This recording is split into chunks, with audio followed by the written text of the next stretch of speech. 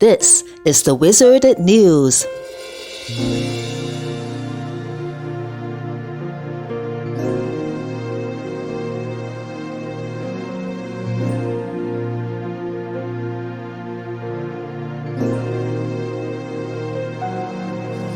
It's impossible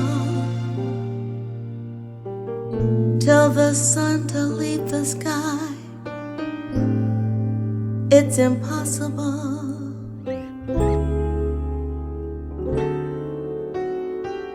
It's impossible.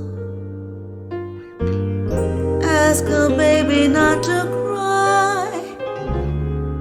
It's just impossible. While Mayor Brandon Johnson's administration scoured the city for sites to house newly arrived migrants over the past year, offers for rent-free space from one of the city's largest private property owners went unheeded.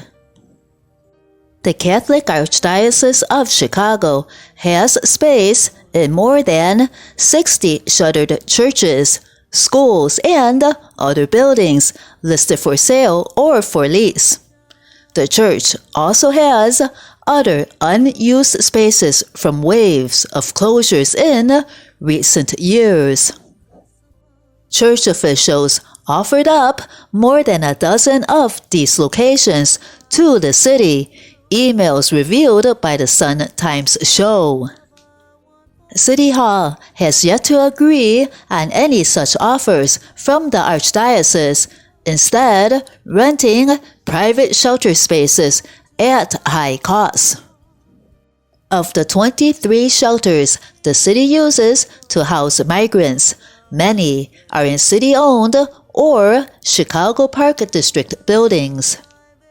These sites hold only around 2,300 of the 11,400 migrants in shelters, leaving the vast majority in private properties the city is paying tens of millions of dollars to use, a Sun-Times analysis shows.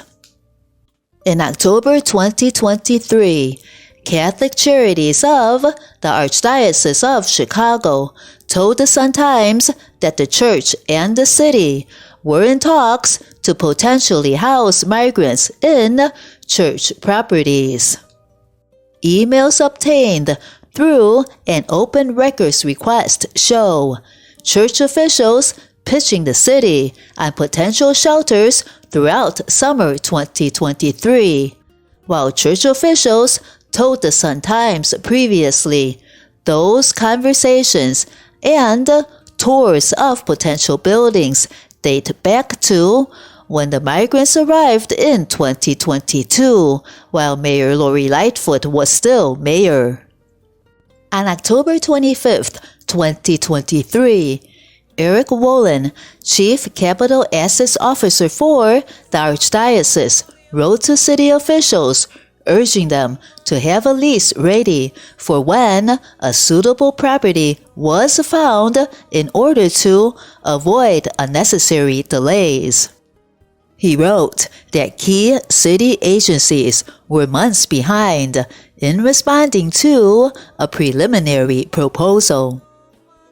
Wolin confirmed that providing the spaces for free was always the plan, though the cost of operating the shelters would need to be covered by the city. The Archdiocese asked that the city cover any renovation costs to accommodate the migrants. Another email from Wolin contains a list of a dozen properties that could be utilized for migrant housing.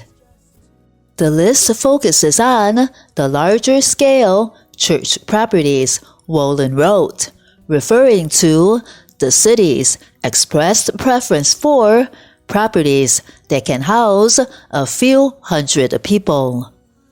In the emails obtained by the Sun-Times, city officials appear largely unresponsive to the offers. The emails were being exchanged while thousands of migrants remained camped out at police stations and at O'Hare Airport, locations criticized as crowded and unsanitary. Instead of using the church properties, the city opened shelters at private properties for costs that were initially undisclosed. The company that leases most private shelter spaces for the city is Equitable Social Solutions. The Kentucky company has been paid a total $45.5 million according to a Johnson administration list of what it is paying for the migrant influx, roughly 15% of what the city has spent on the crisis overall. As charges for privately owned shelters mount, the closest the city came to accepting the Archdiocese's free rent offer was at St. Bartholomew's, a Northwest Side parish that Wolin offered to the city in October 2023. A shelter was supposed to open there in January, but the deal never happened. Now, city officials said they have no plans to open more shelters. Source: Chicago Sun-Times, March 12, 2024.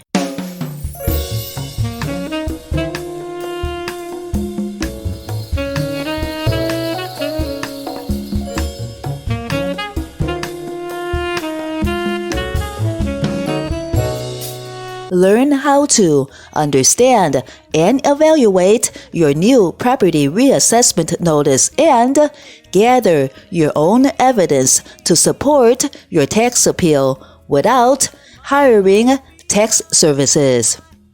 On Thursday, March 21st, 2024, 3 p.m. to 4:30 p.m. This is a free event at the Rogers Park branch of the Chicago Public Library at 6907 North Clark Street in Chicago, Illinois, 60626. For more information, visit Rayla and Associates, PC at www.raylapc.com. RAILAPC.com.